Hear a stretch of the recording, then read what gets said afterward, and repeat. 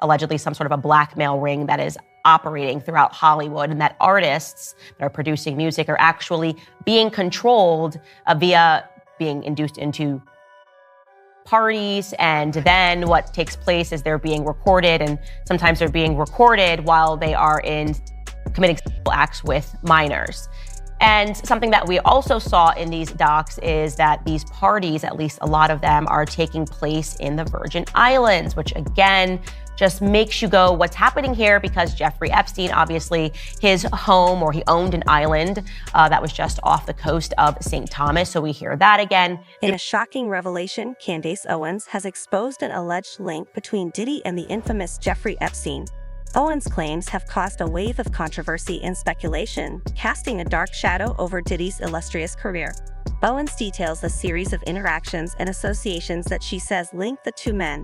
Owens sparked intense debate by drawing bold parallels between Diddy's legal problems and the mysterious death of Michael Jackson. So you're not going to believe this, but there is, in fact, a Diddy and Michael Jackson connection. Yes, the lawsuit that we have been covering and following, so much being revealed. You're not going to believe that somehow it is connected to Michael Jackson and his death. The lawsuit is absolutely crazy.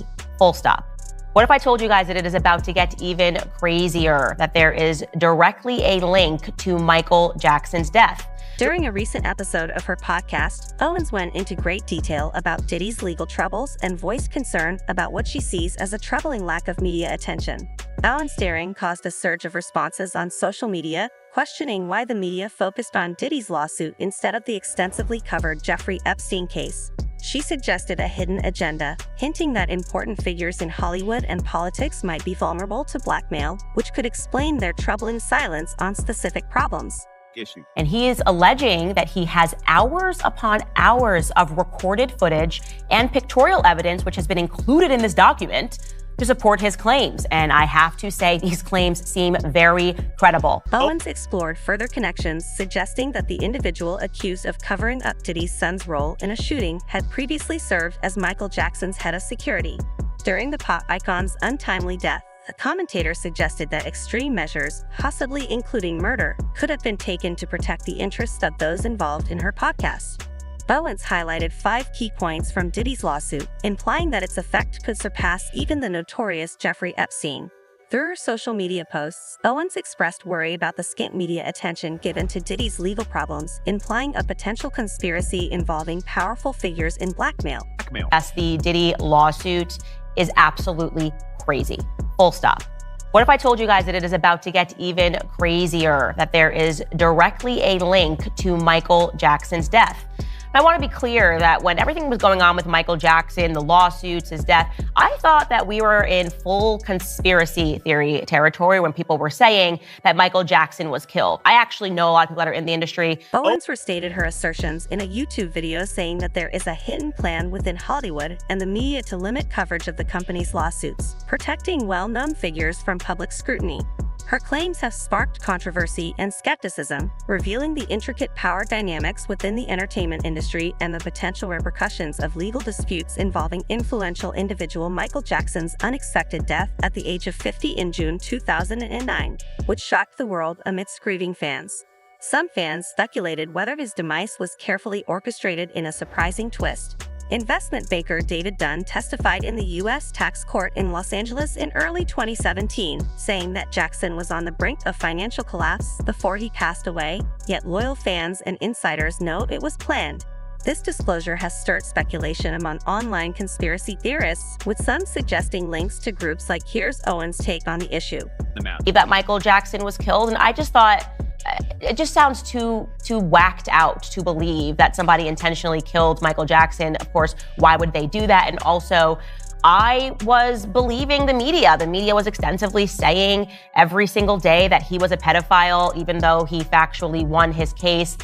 I allowed my image of Michael Jackson certainly to be corroded by the media. In 2012, Janet Reedy, Randy Tito, and Jermaine, well-known siblings of the singer, caused a stir by writing a letter to John Brana and John Milan, the executives of Jackson's estate. They openly accused them of fraud, forgery, exploitation, and mistreatment, which was widely featured on the gossip site Cabo. Their dispute focused around the claim that Michael Jackson was not in Los Angeles on July 7, 2002, the supposed date of his will signing. This sparked questions about whether the document was genuine, delving further into the world of conspiracy theories. LaToya Jackson, Michael Jackson's sister, has officially shared her belief about her brother's death, adding to the intrigue. His son recently released a note allegedly written by Jackson himself a few weeks before he died. In the note, Jackson expressed fear for his life and hinted at a plan to take it. The explosive allegations sparked heated discussions and prompted questions about the events surrounding Michael Jackson's incident, and the unresolved questions that followed at the center of it all were about a lethal mixture of substances, including the powerful anesthetic propofol discovered in his system. This concoction had been given to the pop superstar by his personal doctor, Carter Murray, over a period of 2 months to help him deal with chronic insomnia in the courtroom. Murray faced the consequences of his deed. His conviction in 2011 for involuntary manslaughter led to a 2-year prison term before the trial.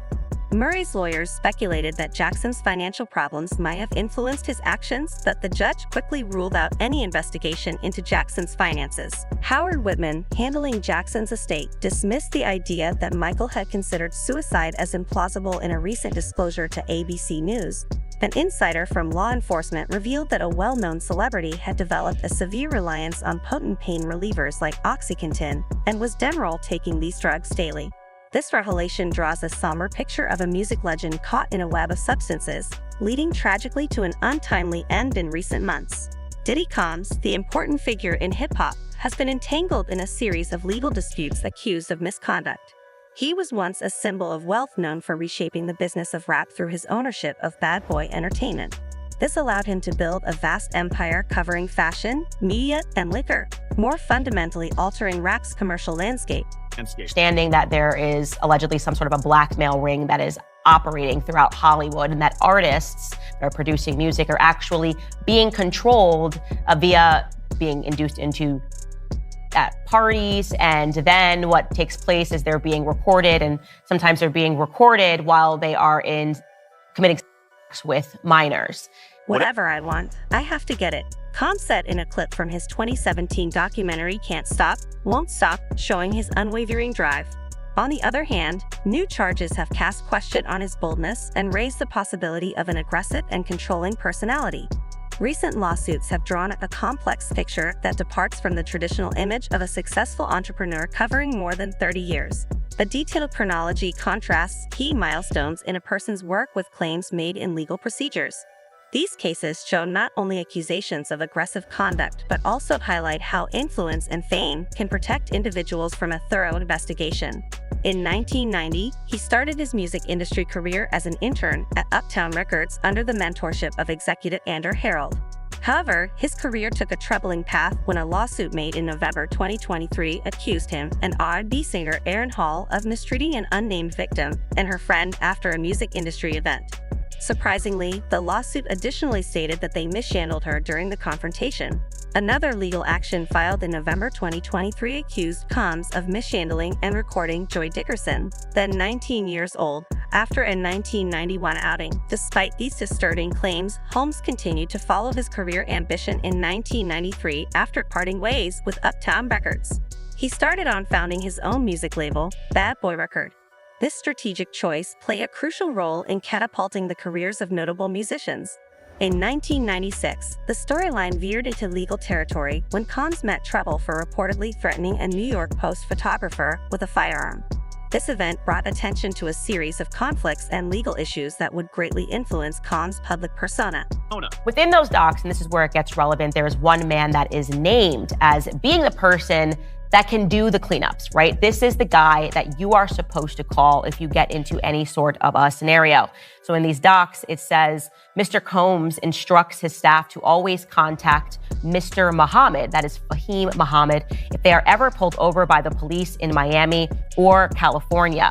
In 1998, Diddy started his annual Hampton gatherings, evoking a modern Gatsby-esque ambience with a strict all-white dress code. These extravagant swear quickly established his image as a prominent socialite of the era. The invitees encompassed a diverse mix of influential figures from various fields, such as music, entertainment, business, and sports ownership.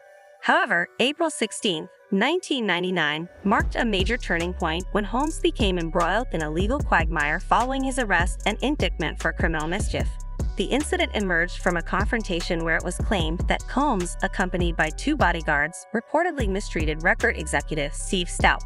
Stout asserted that they attacked him with punches, a telephone, a champagne bottle, and even a chair during a widely publicized apology, which reportedly provided Stout with $500,000, leading Stout to retract the accusations instead of facing severe charges, admitted guilt to a lesser offense of misconduct, and was told to attend anger management lessons for a single day on December 27, 1999. He, along with his then-girlfriend Jennifer Lopez and rapper Sean, were arrested in connection with a shooting incident at Club New York. He faced charges linked to weapons but was cleared of all accusations by March 2000. That same year marked the start of the reality TV show Making the Band on ABC, later broadcast on MTV over its 12 seasons. The series spotlighted Combs as he scouted Fresh Towel Tent to form groups such as Day 26 and Danity Kane, both of which won contracts with Bad Boy Records, solidifying their status as MTV icons. On March 26, 2001, Roger Mills, a well-known TV presenter, filed a lawsuit against Combs, claiming mistreatment, illegal confinement, and property damage, intentional infliction of emotional harm, and conspiracy. The claim stemmed from an incident in which Combs' group allegedly confronted Mills, leading to a physical altercation and damage to his camera equipment. Combs' representative responded by saying they hadn't gotten the formal complaint and hence couldn't comment directly on the allegation. A jury concluded in favor of Combs in 2004 despite the accompanying court fight rejecting the claims as baseless and seeing them as an attempt to use his notoriety for publicity. A December 2023 lawsuit claims that in 2003, a horrifying occurrence occurred at a recording studio in Manhattan when an unidentified 17-year-old victim was reportedly gang raped by Sean Diddy Combs, his former CEO of Bad Boy Records, Harvey Pierre, and an unidentified third man. This gives Combs' story a disturbing imagine that on July 6, 2004, Combs arrived in style to his yearly all-white Hamptons party, burning the Declaration of Independence with him. This time, the mogul's arrogance and wealth hit new heights.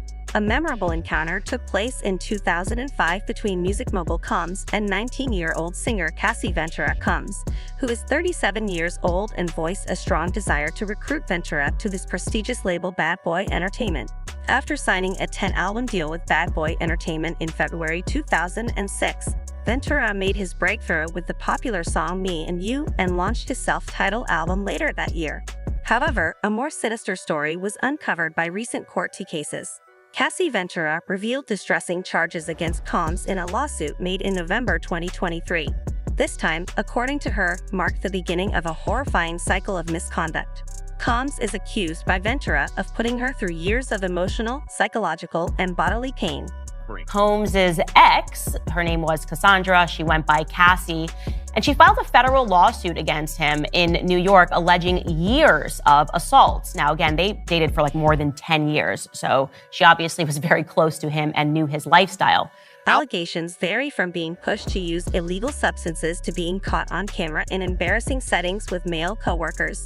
Ventura goes on to say that incidents of physical aggression are a form of retribution for guys simply interacting with one another. Combs became an investor and marketing ambassador for Karat Vodka on October 24, 2007, which led to a notable increase in sales and strengthened his bond with the company on March 6, 2007. On the other hand, Combs was involved in a lawsuit made by Gerard Reitzer. According to Reitzer, Combs mistreated him, shoved his girlfriend, and tried to spit on a different woman outside Teddy's nightclub at the Hollywood Roosevelt Hotel. Benjamin Brafman's lawyer quickly refuted these claims, calling them a self-serving attempt to take advantage of Combs' well-known status. In March 2008, the case finally ended in an out-of-court settlement, the details of which are still unknown. These occurrences have a complicated and unsettling effect on Collins's very professional and personal life. making the band cast Lorian Gibson file a police report on May 11, 2007, claiming that Diddy had threatened her with a chair and detained her while Michael Bivin of New Edition was watching. Benjamin Raffman Combs, his lawyer, defended the incident by saying that Gibson exaggerated in reaction to manufactured theatrics and intended for the camera. The New York Daily News was informed by sources that Combs had insisted on the cameras being turned off throughout the confrontation. Raffman waved the charge away, seeing it as just another made-up allegation by someone trying to take advantage of Sean's popularity and notoriety. Meanwhile, back in 2010, Cassie Ventura revealed shocking revelations about her relationship with Combs. She said that Combs had a great deal of control on a number of her life's events. Ventura claimed that in addition to paying for her flat and living expenses, he also possessed access to her medical records, including the results of her MRI at the time of her memory loss, which may have been caused by her parents' injuries or substance use. Her lawsuit contained graphic allegations that he raped her in 2018, that he physically abused her, that he intimidated her, that he made her have male escorts while he watched. The lawsuit also alleged that he blew up another artist's car, his name was Kid Cudi, in order to stop him from seeing Cassie romantically when him and Cassie split up. Ventura further claimed that Combs further cemented his control over her by arranging for his employees to drive her to doctor's appointments. The lawsuit went on to describe Ventura's claims that Combs even threatened her then-boyfriend rapper Kid Cudi. In February 2012, Kid Cudi was at home with friends when the blast happened. As Ventura had made it plain that he meant to destroy Kid Cudi's car, Combs expanded his business endeavors by establishing Revolt TV, a cable news network. Later on, this business venture branched out into radio, digital, and film. Combs and AIO announced a new partnership on January 8, 2014, which resulted in the development of Diane Tequila. His name was tied to a well-known spirits company. In 2015, Combs honored Bad Boy Records' 20th anniversary with a box set and a tour including legendary performers from the label. When September 2018 rolled around, Cassie Ventura and Sean Diddy's once turbulent relationship took a worrying turn. Ventura made multiple attempts to cut her relationship with Combs short, but she grudgingly consented to have dinner with him, thinking the talk would be about the end of her Bad Boy contract and their relationship's final dissolution. But when Ventura claimed that Combs had broken into her room and mistreated her, the evening took a dark turn. But this one felt a little different because we're like, okay, but she's known you for a very long time, and these allegations are quite weird, but we never got a follow-up there because then he very quickly settled with her for an undisclosed amount.